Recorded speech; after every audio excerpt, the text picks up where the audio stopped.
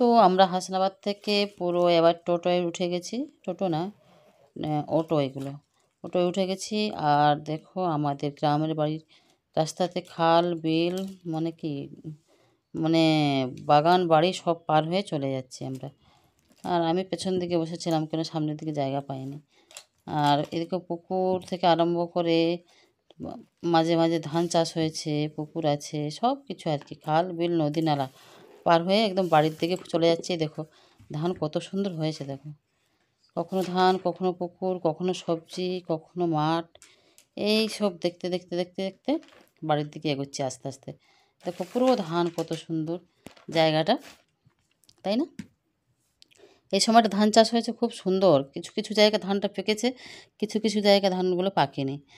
তো এই দেশের বাড়ি যাচ্ছি বলে খুব ভালো লাগছে অনেক দিন পরে, একদম কত সুন্দর পরিবেশটা দেখতে দেখতে চলে যাচ্ছি বাড়ির দিকে।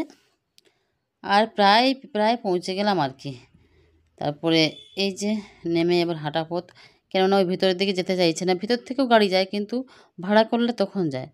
তো নেমে গেছি দেখো। আর যত ব্যাগটাকে আমি আর হাঁটতে পারছি না, আমার প্রচুর কষ্ট হচ্ছে।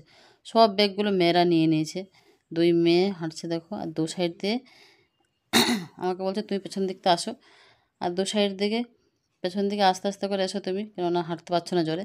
ওরা দুটো ব্যাগ নিয়ে, দুটো ব্যাগ না, যা ব্যাগ ছিল আর কি, নিয়েই চলে যাচ্ছে। আমি শুধু পেছন দিকে টেপ টেপ করে হেঁটে যাচ্ছি।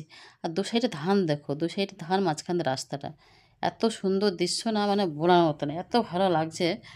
এটা তো ক্যামেরাতে কতটা আসছে জানি না, যতটা আসছে অতটা ভালো করা যাচ্ছে না, কিন্তু ওখানে মানে চোখের সামনে এত সুন্দর লাগছে। দু সাইডে ধানগুলো পেকে গেছে, এক সাইডে বেশি পেকেছে, এক সাইডে সামান্য কাঁচা আছে, কিন্তু খুবই ভালো লাগছে। আর সামনে রাস্তা, রাস্তা দিয়ে যাওয়া মানে মারাত্মক সুন্দর।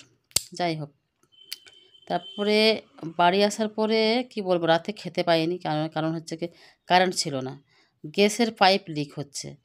তো রাতের বেলা খাওয়া হয়নি। এই উনানটা আমার শাশুড়ি করে দিয়ে গেছে, অনেক দিনের উনান। তো গেলে মাঝে মাঝে রান্না করি, সেইটা কাজে লাগিয়ে দিয়েছি। দেখো কী অবস্থা, ঘরের অবস্থা, সব করে নিয়েছি, মাছ কিনেছি পরের দিনটা।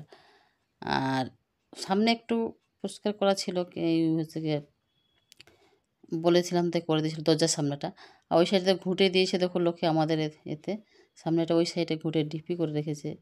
না থাকলে যা হয় আর কি, পোড়ো বাড়ি টাইপের হয়ে গেছে। যাই হোক, তো মাছ ভাজছি এই যে।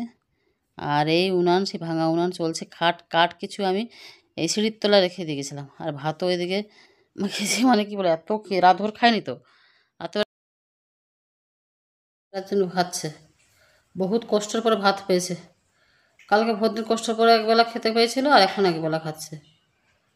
এখানে আসলে একটা সমস্যা, এই বড় সমস্যা। ভাত খাচ্ছে, গরম ভাত, আর হচ্ছে কি মাছ ভাজা দিয়ে খাচ্ছে। খুব কষ্টে আছে বাচ্চাগুলো।